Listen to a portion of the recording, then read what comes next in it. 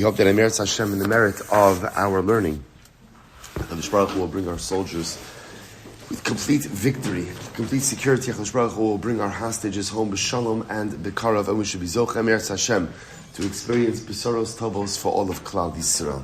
Well, so with that, let us begin. It is really an incredible zechus to be able to begin a new Masechta. There's an energy, there's an excitement, right? You can't explain it, even though, again, it's not like we're in this for the long haul. Right? This is and again, even when we finish Shas, right? What does a Yid do when he finishes Shas? What do you do? Right? It's fascinating, right? You just keep going. You just keep going in Emeretz Hashem, right? There's no day off. There's no sabbatical. There's no take a little bit of time to recharge. There's no let me get myself together. It's just, again, what happens the next day, we just start again. What happens in Basra, we just start, right? We begin Emeretz Hashem Mesechah Sanhedrin. Shkach, everyone who participated in our little, it was a mini Siyum-esque. Little Fabrenyan last night, this Baruch Hashem, as we said, just can't let the end of a Masechta come and not celebrate in some way. Our formal Siyum Emeretz Hashem will be on Shabbos, January 18th, our last Shabbos here in the shul, in this current shul in Eretz Hashem. So it'll be a great zechus to be able to celebrate then. I will say, but again, with that, let's begin Sanhedrin. And also we have to, again, whenever you begin in the Masechta, like everything else in life, so much is about your kavanas when you enter in. So what do we want? What do we want to accomplish? So first of all, it's incredibly important to understand Sanhedrin, right? Where did the Sanhedrin sit? The Sanhedrin sat in the Lishkas Hagazis, in the chamber of hewn stone. We're going to talk more about that in Emeretz Hashem in this Masechta, which was one of the chambers, actually one of the small chambers inside of it wasn't so small, inside of the Beis Hamikdash itself. So it's important to understand that even just saying the name Sanhedrin, by definition, conjures up feelings of the Beis Hamikdash. And whenever we conjure up feelings of the Beis Hamikdash, that should awaken inside of us a strong yearning, a strong pining, a strong desire for something bigger. We spoke about last night by the Siyum, how the Lubavitch Rebbe explains so beautifully that all of Galus is a hachana for Geula. Right? Ultimately, again, exile is a hachana. It's a preparation, ultimately, for redemption. So when we learn these Masechtas, and we're going to learn about things that don't yet apply, in certain respects, because we don't yet have a Beis HaMikdash. The avoda it's supposed to awaken inside of us a yearning. Then when we learn Sanhedrin, what I want more than anything is, I want to be able to say, okay, now I learned all of this information, I want to see it. I want to see it in practice. I want to see it actualized. I want to be able to see the members of the Sanhedrin filing out of the chamber of the Lishkas Hagazis. I want to be able to see them coming out of session. I want to be able to actually see it with my own eyes. So that's our kavana, that everything we learn in Emeretz Hashem should be a hachana, should be a preparation in Emeretz Hashem to be able to see the Sanhedrin, to be able to see the third Beis Hamikdash, to be able to see Klal Yisrael whole and intact. B'mheira b'yameinu. Amen. Well, so with that, let's begin. Let's continue. Let's begin. Sanhedrin, you feel, right? You feel the excitement. Okay, let's just get to it. Says the Mishnah, Dinei Mamanis B'Shlosha. So we'll say, so now what we're going to do in this Mishnah is as follows. We're going to focus a little bit on which type of legal bodies or which type of Batei Din deal with different cases. Now let me give you the premise of the Mishnah. The premise of the Mishnah is that there are different types of courts which deal with different types of issues. Now, how we know that and where we learn that from, that in Eretz Hashem we're going to get to in the Gemara. As you'll notice, by the way, the entire Amud Aleph is a Mishnah. This is what on to Amud Beis. This is one long, Mishnah, and again, this Mishnah actually is going to fuel us probably for the next couple of weeks in Eretz Hashem. But again, this is kind of going to give us the landscape, the framework of how the legal system works. So here we go. Sorry. Okay, great. So, Dinei Mamanis B'Shlosha. Dinei Mamanis. So, we'll say, so again, monetary law. And again, we're going to get into this in the Gemara in terms of what these terms actually mean. Could be adjudicated with a Beis Din of 3. Regular Beis Din of 3. Gzelos v'chavalos. So again, thefts and injuries. So again, thefts, pretty. So if you look at Rashi, and I will say the other piece is, we want to give a very special Boachem L'Shalom to Rashi. Right, Rashi has not been with us for a little while. And then again, we want to thank the Rashbam. The Rashbam did a tremendous job, Sheyichyeh Rashbam, in terms of shepherding us in Bava Basra. But again, once again, to point out, we are back with Rashi now, Masechah Sanhedrin. So Rashi points out, top line, Gzelos. Kofer bepikadon demishalech boyar havigazlan v'chein achotet miad chavero havigazlan kegon vayigzol es achonis miad mitzri. Avalov eloshim. So again, gzelos is just a simple act, what we call theft. Chavalos, Rashi says over chavalos, hachova bechavero, chay bechamisha dvarim. So as we're going to see, when you injure someone, you are chayiv 5 different types of damages. So again, so this is gzelos, theft, chavalos, injuries, bishlosha. Could also be adjudicated in a beis din of 3 people. Nezek, v'chatzi nezek. So remember again, we'll say back to our Baba Kama days. So nezek means damages. Chatzi nezek, half damages. Where is there a case of half damages? What's half damages? Short time, right? So again, this is a situation where you have an ox that is goring for the first time or for the second time. So remember again, chatzi nezek is knas, right? Chatzi nezek ultimately is a penalty payment. So nezek, chatzi nezek, tashlume kefel, paying double. Rashi points out. Again, I gave you this. Rashi points out over here, last of the wide lines. Tigneva shnimsa biado. When does a thief have to pay double? If you catch a thief and he has the stolen object in his hands, saloch lamaisa, you pay double. Vitashlumi arba v'chamisha, and paying 4 or 5 times penalty payment. Where does that come up? Rashi, dishar osesh shetavcha umachro. If you sell a sheep, or you sell an ox, and you go ahead and you steal it, and you shecht it, and sell it, there is a 4 or 5 time penalty payment for that. Now I want to point out, if you notice over here, the list that's growing, nezek will leave on the side, but chatzi nezek, tashlumi kefil, double payment, arba v'chamisha, the 4 and 5 time payments. Next, ones, if a man violates a woman, there's a payment. Hamifata, man seduces a woman. Motzi shemra, or again, I will say, Motzi Shemra is a case of a man who marries a woman, and then he makes a claim that she is not a besulo. Makes a claim that she's not a besulo. Now, that is a very serious claim, because that claim comes with the possibility that she committed adultery. That maybe she had relations with another man during Erison. All of these cases, Bishlosha div Rabbi Meir. Rabbi Meir holds that Allah Chalamaisa, all of these cases can be adjudicated in a beis din of 3. So the Chacham say no, Motzi Shemra. The Chacham agree in all of the cases except Motzi Shemra. Why? So the Gemara says, Chutz mi Motzi Shemra, Chacham or Motzi Shemra be'eser mushlosha, be'pnei sheyesh bo dinei nefashos. Now the Chacham raises a very interesting point over here.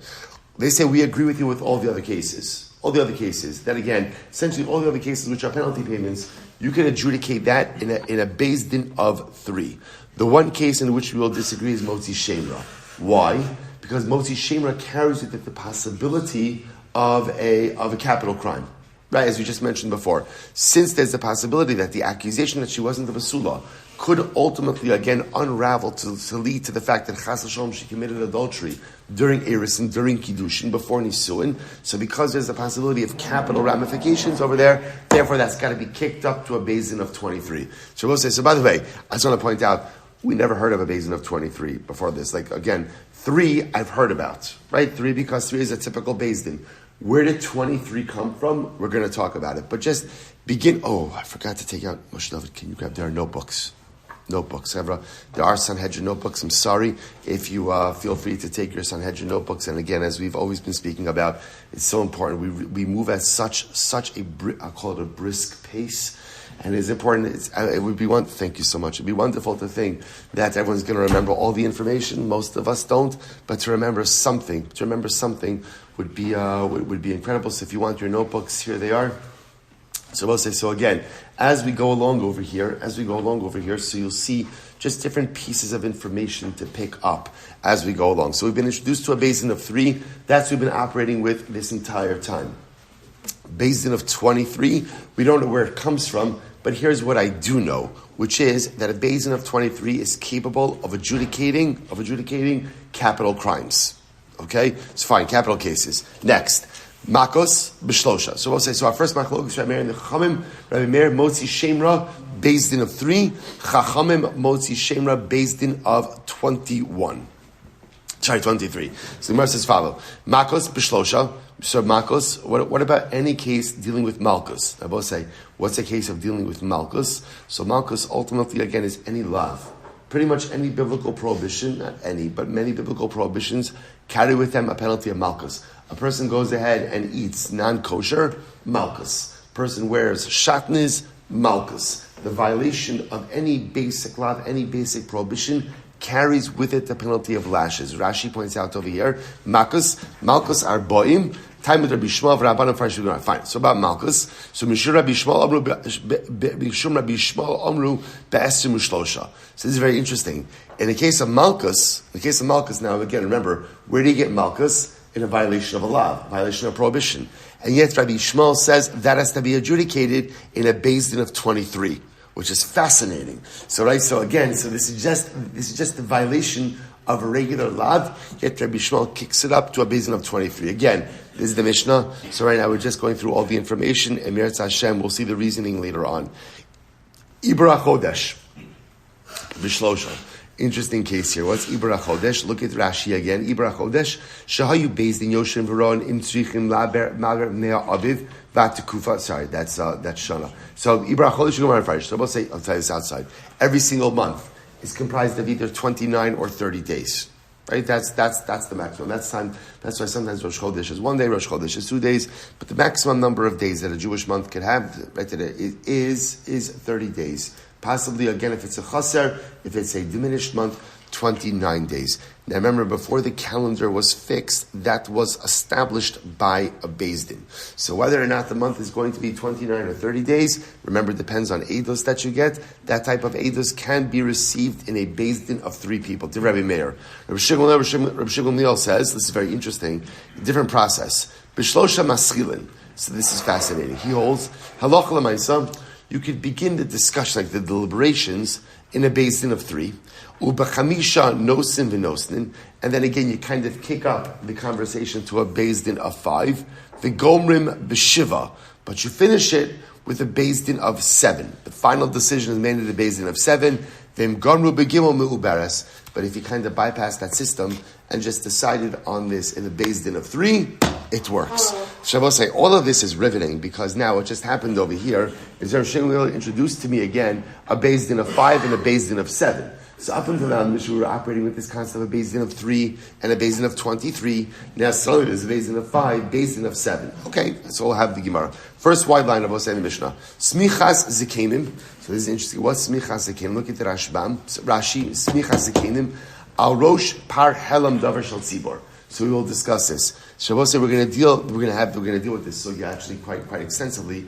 Par helam davar min tzibor means as follows. When the Sanhedrin paskins on a halacha, and the populace acts based on their direction, and it turns out that they were wrong. So the halacha is that they bring a particular type of carbon called a par helam davar min tzibor. So again, for that carbon, what ends up happening is the zikenim, the elders of the court, place their hand on top of that carbon. So that's smichas zikenim, va'arifas egla. So what's arifas egla? That's egla rufa. Egla rufa, let's remember again, you find a dead body, you find someone murdered in between 2 cities, we measure the closest city, the elders of that closest city come, take a young calf that has never worked, decapitate it in a dried up riverbed, wash their hands over the decapitated calf, and say, Yadenu lo shafchu dam zeh. We are not responsible for the death of this person. Both of these processes, b'shlosha, divrei Rabbi Shimon. So Rabbi Shimon says both of these things can take place in a Beis Din of 3 people. Rabbi Yehuda says b'chamisha. Rabbi Yehuda says no, it requires a Beis Din of 5. Okay, hachalitza next. Hachalitza v'hamiyun. So chalitza. So also you know again chalitza. Remember again, Reuven is married to Rachel. Reuven dies without children. Now there is an obligation of yibum that Reuven has. Sorry, that Shimon, his surviving brother, has. Rachel or Shimon don't want to get married. You do the process of chalitza. Miyun. Remember, go say what's miyun? By the way, this is also a great mishnah because this mishnah is like a chazara of shas, right? Because it goes through every single process in halacha. What's miyun? Get say what's miyun? So remember again. Only a father has the ability to marry off his minor daughter midaraisa. Midrabanan Chazal gave the brother or the mother the ability to do so. But it's important to understand that is only a kiddushin d'Rabbanan. Now because it's a kiddushin d'Rabbanan, therefore what? The girl, while she is still a minor, could what? Refuse. Right? Change her mind. I don't want this. What happens when she does miyun? she goes free from the marriage. No get, no other process other than a formal refusal to continue on in this relationship. So both chalitza and miyun have to be done in a beis din of 3. Not the Ravai, Umaiser Sheni, Shein Dam of Yidduin. Okay, so we'll say a lot of really interesting stuff over here. So not the Ravai. Not the Ravai, we'll say, is 4th year produce. Now, here's what's interesting. We know this concept of Arla. What does Arla say? You plant a fruit tree, right? You are not allowed to go ahead and partake of the fruit for the first 3 years. Arla, you're not allowed to utilize it. It will say, now what happens about the produce in year number 4? That is called Nata Ravai. Again, there's Karam Ravai, which applies to a vineyard, Nata Ravai, which applies to other fruit trees. So 4th year produce, you're allowed to consume it, but there's a caveat. What's the caveat? The halacha is that you have to take it to Yerushalayim and consume it in Yerushalayim. Essentially, it's treated like Meiser Sheni. Okay? So Karam Ravai, Nata Ravai, called Nata Ravai, Meiser Sheni. And I will say Meiser Sheni, again, remember, is a tithe. So again, it's yours to consume, but you have to consume it in Yerushalayim. So what's the halacha? She'in damav yiduin. That will say, this is actually very interesting. If you look at Rashi over here, Rashi says she'in damein yiduin. Kigon peros v'erkivu she'elam shir b'shuk. So we'll say, so let's say you have produce, and halacha l'maisa, remember again, in order to I don't want to take it to Yerushalayim, right? I don't want to take my Nata Revai, my 4th year producer. I don't want to take my Meiser Sheni to Yerushalayim. So what could I do? I could redeem it with money, transfer the sanctity onto money, take the money to Yerushalayim Yirah Kodesh, and go ahead and spend the money. That you have to spend it on what? Spend it on what? On food. That's the caveat. That's what they spend on food. So let's say for whatever the reason, I don't have the ability to assess the value of this produce. So it's interesting. The way Rashi understands it over here is, let's say the produce rotted. So sometimes it's hard to assess the value of rotten produce. So that could be done in a beis din of shlosha, beis din of 3 people. Okay, hekdeshos b'shlosha. So this is very interesting. Hekdish could be done in front of a beis din of 3. Now, what does that mean? Hekdish. So we'll say. So remember again, it can't mean consecrating something, because what do you need in order to consecrate something? What do you need? What do you need? Right? A mouth. Right? That's what you need. Right? A mouth and a brain. Right? So you have to be able to go ahead and identify. Right? I have to be able to say this is hekdish, and I have to have das. So Rashi points out over here, hekdeshos means haba lifdosan tzarich shlosha l'shuman. So it's interesting. This is a case if you want to redeem hekdish. I want to redeem hekdish. Right? So if I want to redeem hekdish, so something belongs to the Beis HaMikdash, and I want it for myself. So there's a process of pidyon, of redemption. That requires a beis din of 3. Hekdeshos b'shlosha, erechim v'ha'erechin ha'metaltalim b'shlosha. Another interesting case over here. So we'll say, so look at Rashi. Well, Rashi says over erechim metaltalim b'gimar mefarish. So we'll say, here's what we know. An erech vow is a valuation vow. So what it sounds like is happening over here is there's metaltalim that were pledged to the Beis HaMikdash, and I want to redeem those metaltalim from the Beis HaMikdash. So the Gemara, we'll see in the Gemara exactly what it means, but the Mishnah says that requires a beis din of 3. Rabbi Yehuda says, Echad mehen, Yehuda Omer, Echad mehen Kohen. So Rabbi Yehuda says you could use a beis din of 3, but anything to do with redemption of consecrated property needs a Kohen on the beis din. So interesting, right? Since you're redeeming from the Beis HaMikdash, true, you only need 3, but one of those guys has to be a Kohen. V'akakos, what happens if you're redeeming karka? Right? What happens if you're redeeming karka? You're redeeming land from the Beis HaMikdash. Tishav a Kohen. That requires a beis din of 10, right? And one of those people has to be a Kohen. All right? Va'adam kiyotze b'hem. And the same thing will apply to both sides, ultimately, again, to the erech value of a person. Look at Rashi for just a moment. Rashi says, Varkarkos, shal hektish tzarech tes v'asiri kohen l'shuman. L'shuman in balif dosan. So if property is owned by, land is owned by the Beis HaMikdash, and I want to redeem it from the Beis HaMikdash, so that requires the proper valuation. That valuation is going to require 10 people, and one of them has to be a Kohen. And Adam, Rashi says over here, Adam haba liftos atzmo, miad hekdish tzarech asar l'shumo. So we'll say, so this is very strange. The sounds that the Mishnah is saying is, if I am pledged to the Beis HaMikdash and I want to redeem myself, or I want to redeem someone else from hekdish, that also requires a minyan, that requires 10, a basin of 10, and one of those people has to be a Kohen. Now I will say, Rashi points out there, the Gemara is going to ask is, what are you talking about a person who is consecrated to the Beis Hamikdash? What's that case? Okay, hold on, we'll see it. Next, we'll say, okay, so now we begin to up the ante a little bit over here. Din nefashos, besim shlosha, capital cases. Capital cases have to be adjudicated by a basin of 23.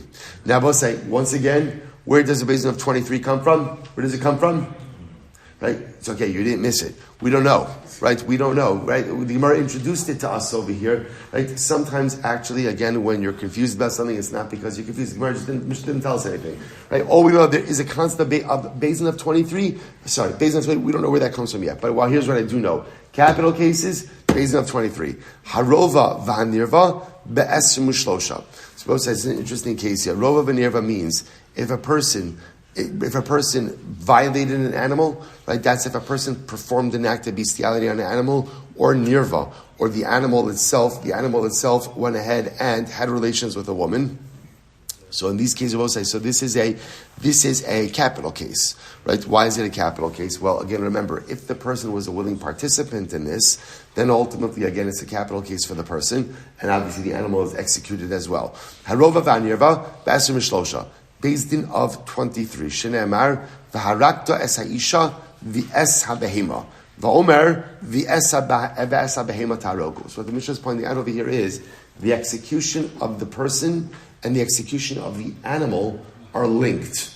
What does the linkage teach us? That just as a capital case for a person is adjudicated in front of a basin of 23, so too again, the adjudication of the capital case of the animal is also adjudicated in the presence of a basin of 23. So very interesting. So the Gemara goes weiter. The Gemara says, if you look at Rashi says Bechav Gimel Ki Adam. It's the last 6 of the wide lines. Ki Adam harovea the iskush lahadadi varakte haisha ve'esa behema hanas rovea. So we'll say, so again, you see over here that the death of the person who engaged in the act of bestiality and the death of the animal are linked. Once again, to teach us, just as the person is judged and adjudicated by a Beis Din of 23, so is the animal. Incredible. Shar niskal be'esrim u'shlosha. Shneimar ha'shar yisakel. Actually, before we get to that, shar niskal. So what's a shar niskal? A stoned shar, right? A stoned shar is a shar ultimately again that has killed someone, and therefore again is going to be put to death itself. Rashi says over here, shenagach adam umeis. It's the shar that gored someone, and the person died as a result of the goring. So that shar is going to be judged in front of a Beis Din of 23. Obviously, the shar is not judged; the owner is judged, right? But ultimately, again, the case is going to be heard by a Beis Din of 23. Shene'emar hashar yisakel v'gam ba'alav yumas. So the pasuk says the shar will be stoned, and its owners will be put to death as well. Kimisas bailim kach misas hashar. Once again, what do you see happening over here? The Torah is going ahead and juxtaposing the death of the shar to the death of the owner. Now again, it was a lav dafka that the owner is put to death, right? But the point is there's culpability. The idea over here is that just as a capital case for a person will be heard by a Beis Din of 23, so too the capital case of the shar is by a Beis Din of 23. Incredible. But we'll say now some interesting cases here. Haze'ev, v'ha'ari, v'ha'dov, v'ha'namar, v'ha'bardalus, v'ha'nachash. So we'll say, so now you have a wolf, a lion, a bear. Namar is a leopard. Bardalus is also something in the leopard family. Nachash, often translated as a polecat. Nachash is a snake. So we'll say any of these animals which killed someone, misasan be'esim u'shlosha. Ultimately, again, these cases are adjudicated in a case in a Beis Din of 23. If you take a look at Rashi, Rashi's in the second wide line. Hazevari shehemisu adam v'nidonin biskila kishar tamina babakama. So we'll say, so ultimately, again, these animals are treated like a shar that gored someone. So what's that? So these cases are adjudicated in the Beis Din of 23. It's very interesting. Rabbi Eliezer Omer kala kodem lahargan zacha. This is very interesting. Rabbi Eliezer says any of these animals that have killed someone, the first person to be able to kill them, shkoyach. In other words, these are damaging animals. These are dangerous animals, and therefore, interestingly, it's so fascinating over here, right? So the Tanakama says, okay, when these animals kill, there's due process. There's due process. Obviously, we're talking about where these animals are owned by someone, right? It's not the pshat. Obviously, you're not taking a free-range bear to Beis Din. I don't know if free-range bear is such a thing like that, right? Right? But Lamaisa, that's not it. It's not like an animal rights thing over here, right? This is talking about where by the way, you hear stories like this, right? Where you have like these people who own these wild animals. There's not even a dog rant over here, right? Right? But it could be. Like sometimes you have like people who own like a pit bull, and then the pit bull does something. They're like, I can't believe it. It was such a sweet pit bull, right? Like it's a pit bull, right? Like what's the matter with you, right? So again, these are cases over here also of where someone owns these animals, right? Someone owns a wolf, someone owns a lion, someone owns a bear, right? You have nut jobs like this, right? So the Maisa, and then the animal does something. So again, remember when we say that it goes to Beis Din, that means the owner is taking to Beis Din. This is incredible. So that's fine. So Rabbi Hillel says something amazing. Hillel says no, because these are dangerous animals. There's no due process for these animals. Instead, kala kodem lahargan zacha. Whoever is first to put these animals down, shkoyach. Shkoyach. They're damaging forces. They're dangerous to greater society. They should not be living within habitation. And therefore, whoever takes the law into their own hands, so to speak, and puts these animals down first, shkoyach. Now, obviously, that's going to require some level of explanation as well. But Lamaisa, again, that's machlokis over here in the Gemara. Good. Rabbi Akiva says, Misasan be'esim u'shlosha. Rabbi Akiva says, no, these cases have to be adjudicated in front of a Beis Din of 23. Interestingly enough, the Gemara is going to ask, Rabbi Akiva seems to be saying the same thing as the Tanakamo, right? That they're both saying a Beis Din of 23. Okay, we'll see in the Gemara, Meretz Hashem, what exactly we're talking about over here. Next.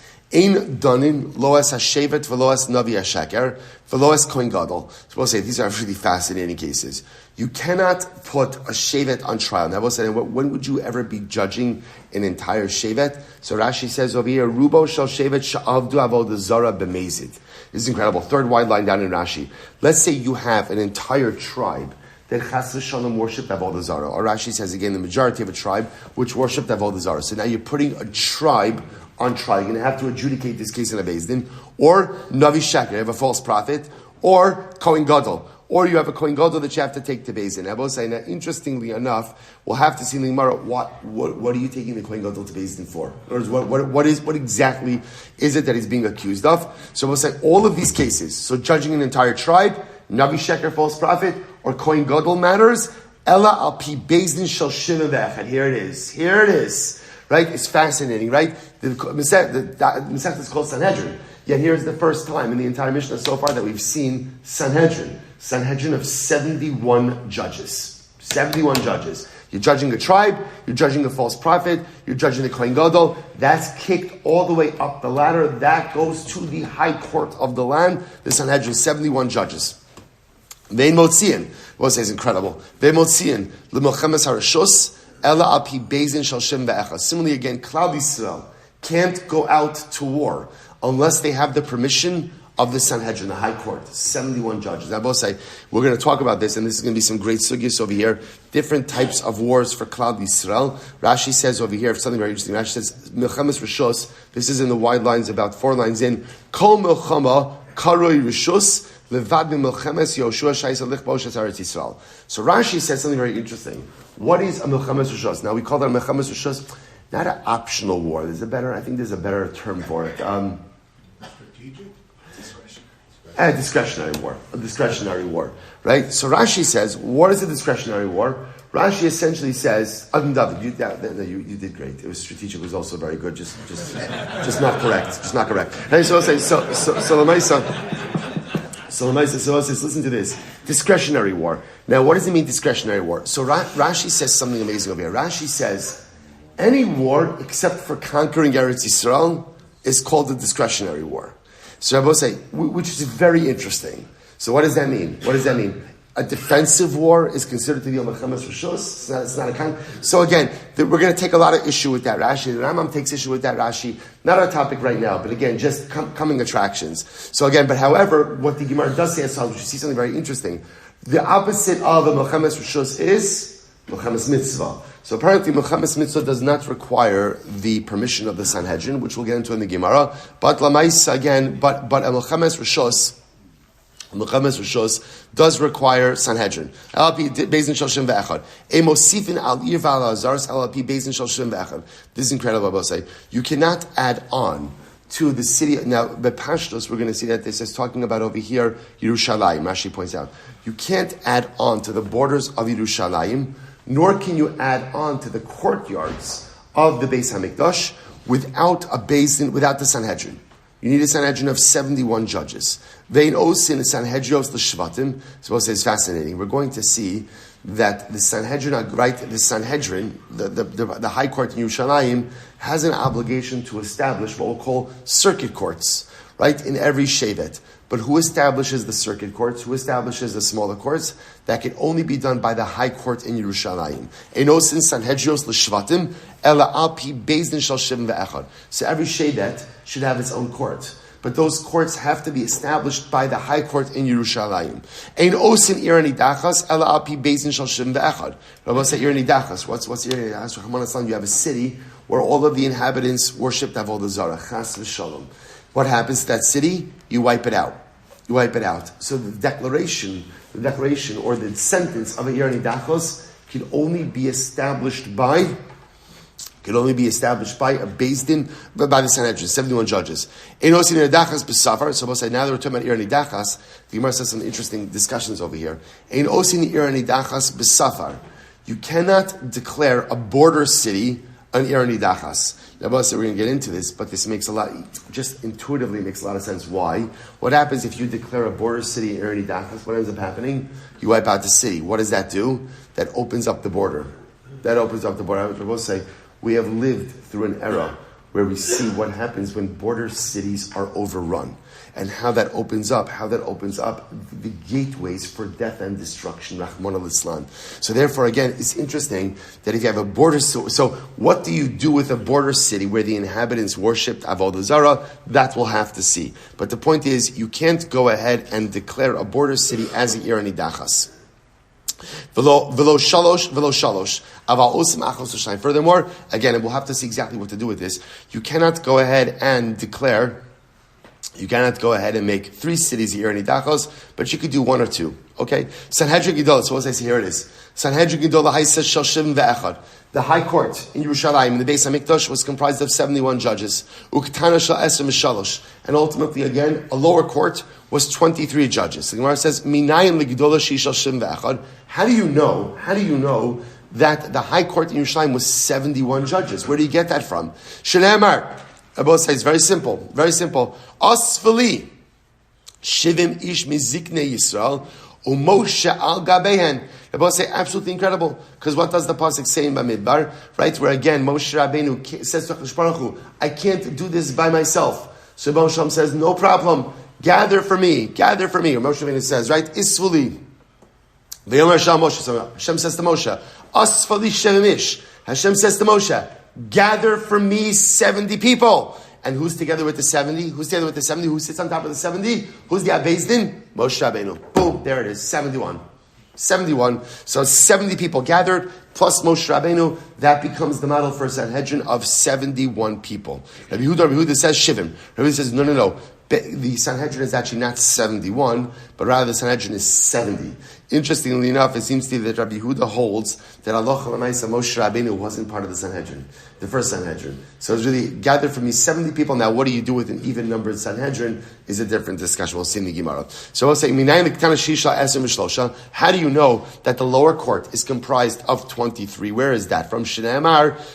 We'll say, get ready for this Gemara. Get ready for this, or this Mishnah. Shneimar, v'shaftu ha'eda v'etzilu ha'eda. The pasuk says, the Eidah, which will translate as the congregation or the assembly.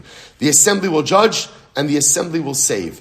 Eidah shofetes ve'eidah matzeles. In a Beis Din, you need a group that could indict and a group that could exonerate. In other words, every Beis Din must have an Eidah. It must be comprised of at least 2 groups, the capacity of 2 groups. One group who could find the parties guilty, one group who could find the parties innocent. How much is an Eidah? So the Gemara says, Harikan Esrin. That gives me 20. Now we'll say, how do you get that gives me 20? Now watch this. How do I know that Eidah represents 10 people? Get ready for it. Shneemar ad masai le'eidah hara hazos. So we'll say, by the Meraglim.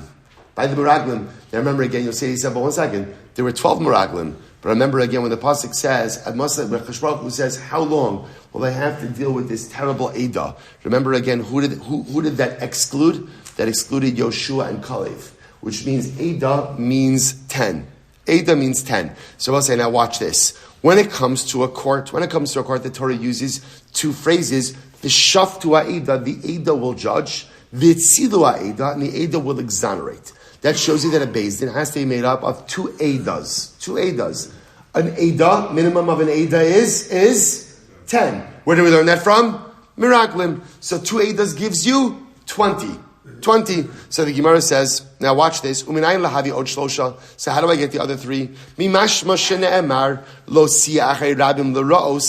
pasuk says, this is talking about by the Beis Din, you shall not follow after a simple majority to indict. Right? You should not follow after a simple majority to find someone guilty. This is speaking about specifically by capital crime.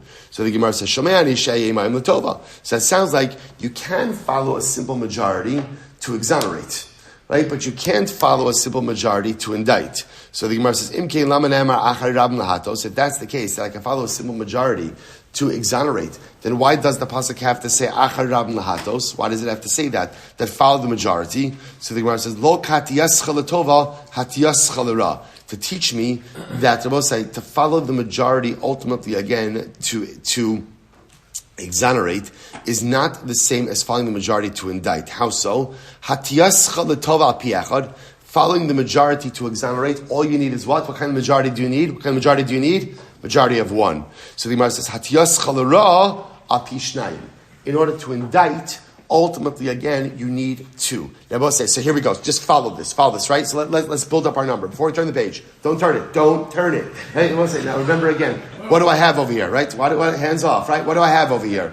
Right? I've got a basin of 71, which I now know that's an easy one. Because Hashem says to Moshe, gather for me 70 people, plus Moshe Rabbeinu is 71. This is according to the Tanakama. Fine. Now I want to know about a basin of 23. So remember again, I have V'shaftu ha'eidah, v'tzilu ha'eidah. 2 phrases. Eidah, how much is Eidah equal to?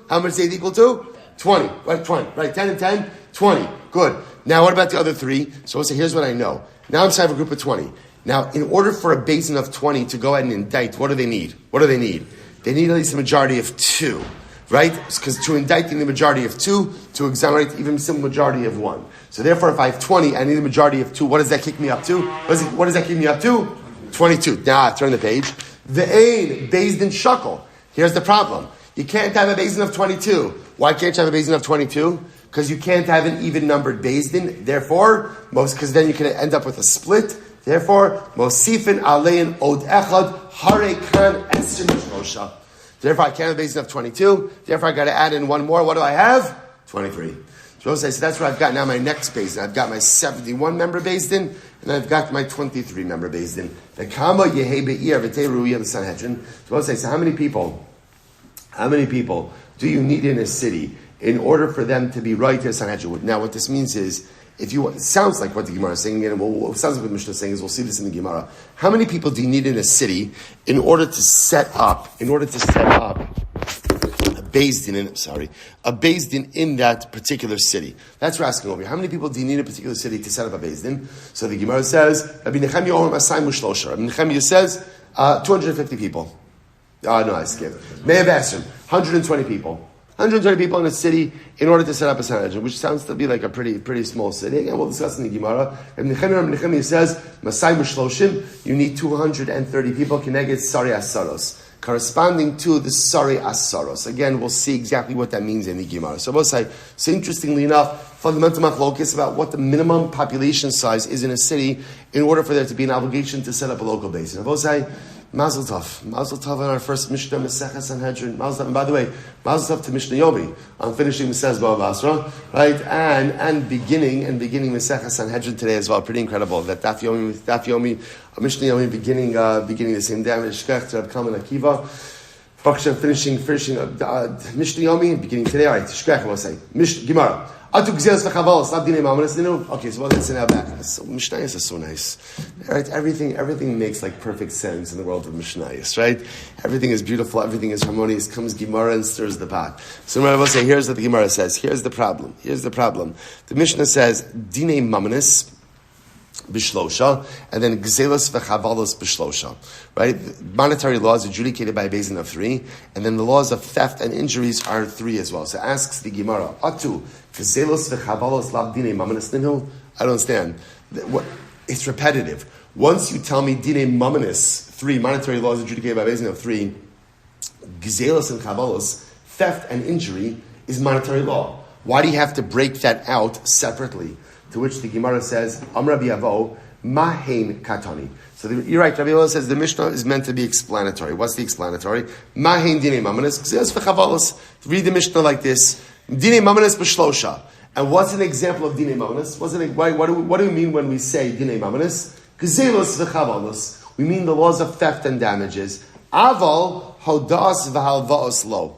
But I will say, when it comes to the laws of loans, now hodas v'halvaos just means loan disputes. Right? Issues of loan disputes, those cannot be adjudicated by a beis din of 3. Rather, those type of disputes require a different type of beis din. So, both you see what's happening over here? So, on one hand, the Mishnah says, Dinei Mamanis can be adjudicated by a beis din of 3, but hold up. What do I mean by Dinei Mamanis? Gzelos v'chavalos, thefts and injuries. What don't I mean? Loan disputes. Loan disputes require a different type of beis din. What type of beis din? I don't know. Remains to be seen. But that's not a beis din of 3. So the Gemara says, now we'll see why they're treated differently. Tzricha. Now I understand why I need it. If the Mishnah would have just said Dinei Mamanis is adjudicated by a beis din of 3,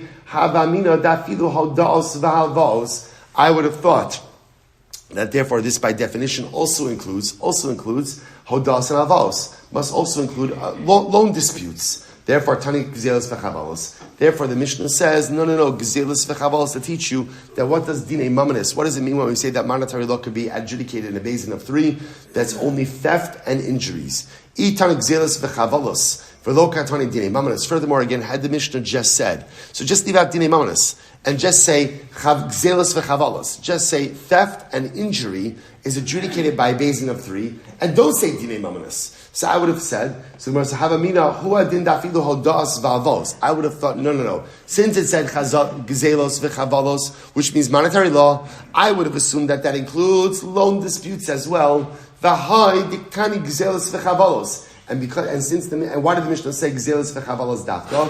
Mishum de'eker gimel d'ksivi b'gzelos v'chavalos ksivi. Because I will say, when the Torah speaks about a basin of 3, the primary place where it talks about it is in the realm of theft and injury. So the Gemara says, Gzelos t'chsiv v'nikra balabayas el elokim. Because when it comes to theft, the pasuk says, right, and the aggrieved party will come before the judge. El elokim means in this context the judge. Chavalos, and when it comes to injuries, mali chaval begufa, mali chaval mamono. What does it matter if you injure someone financially or you injure someone physically? It's all considered injuries. Therefore, Tana mahin dine mamanis gzelos v'chavalos about hodos v'halvaos lo. Say the Mishnah is structured very specifically, right? So the Mishnah is written as dine mamanis b'shlosha, right? So again, financial cases are adjudicated in the basin of 3. Now, if we were to stop there, we would assume that means all financial cases. Therefore, the Mishnah comes to qualify the statement and says, no. What type of financial cases are we talking about? Gzelos v'chavalos. Theft and bodily injury, physical injury. Those are the types of cases adjudicated by a basin of 3. But halacha l'maisa, let's say hodas v'halvos, loan disputes. Once again, we'll get into the exact hodas v'halvos, but it means for our purposes today, loan disputes are not adjudicated in a beis din of 3. Rather, again, they require a different legal mechanism. What's the legal mechanism for them? I don't know. We'll see. But they're not adjudicated by a beis din of 3. And therefore, the Mishnah had to be written this way, because otherwise you would have ended up with an erroneous conclusion. I will say, I want to pause here for just a second, because I want to share with you just a tremendous and a beautiful Musar Haskell. Just before, and I want to get it in, and then we'll have time. We still have time. We'll go weiter, but before, because this picks up with a little bit of a new sugi in just a moment. So the Gemara says as follows. So remember again, in the Mishnah, we saw something incredible. What did we see?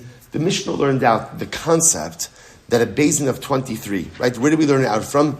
Eda plus 3. What's the Eda? And I will say, by the way, what's the Eda? The Eda ultimately, again, is the Meraglim. And by the way, you see something very interesting as well. When the Gemara learns out the obligation for a minyan, right? Interestingly enough, what's the source for a minyan as well?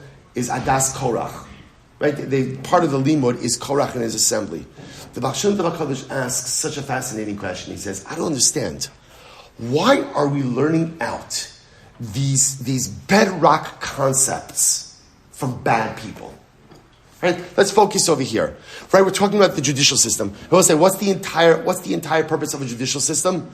To maintain integrity, right? To maintain adherence to the laws of the Torah. Why are we learning this out from the Meraglim?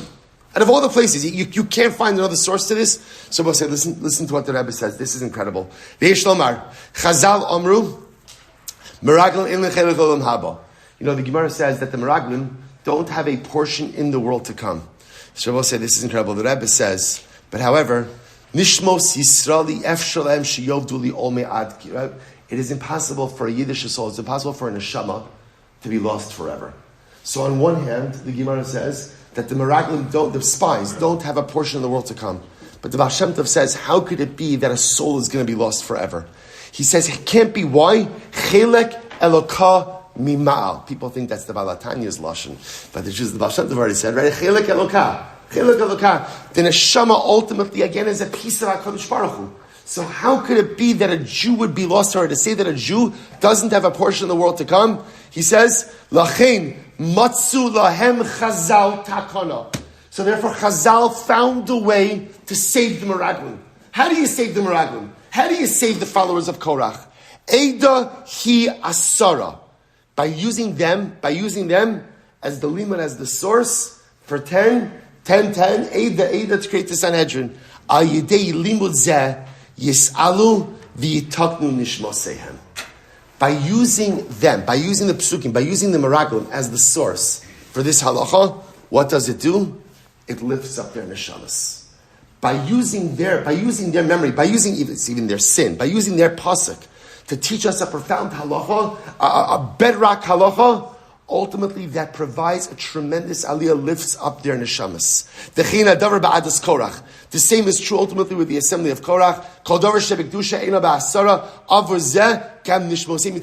This is why Chazal dafka learn out a minyan from Korach. Why Chazal learn out Sanhedrin from the Meraglim, in order to lift up the neshamas of these individuals. That even with all of their averos, their tremendous averos, there is no such thing as a Jew who is beyond salvation, and we have an obligation to lift everyone up. That is why. So when we learn this Gemara, literally, what we're providing is a tikkun for the neshamas of the Meraglim. And I both said there are two profound lessons over here. Number one, no one is beyond salvation. Even the Meraglim are not beyond salvation. Even the assembly of Korach is not beyond salvation. And if those guys are not beyond salvation, then we certainly cannot give up on ourselves as well. And number two, the lengths that we have to go to help each other. So, it's easy just to say, I'm worried about me, and I don't have an achrayus towards the other. But it's not true. We all have an achrayus. We all have a responsibility to one another. We all have to look out for each other. And if we see someone else who is struggling, we have an obligation to roll up our sleeves and to help out. Chazal felt that achrayus, even to the Jews who weren't doing the right thing, even to the Meraglim, even to the followers of Korach, and therefore built them into the Gemara. Said every single time we learn these concepts, we have the ability to lift them up higher and higher. We should be zochem Eretz Hashem to believe in ourselves, and we should be zochem to believe in Eretz Hashem and the other as well. And in doing so, always have the great zechus to love each other, to look out for one another, to look out even for the Meraglim, to even look out for the Bnei Korach. Rabosai, shkoyach on the first half of Sanhedrin. Absolutely amazing. Shkoyach, everyone.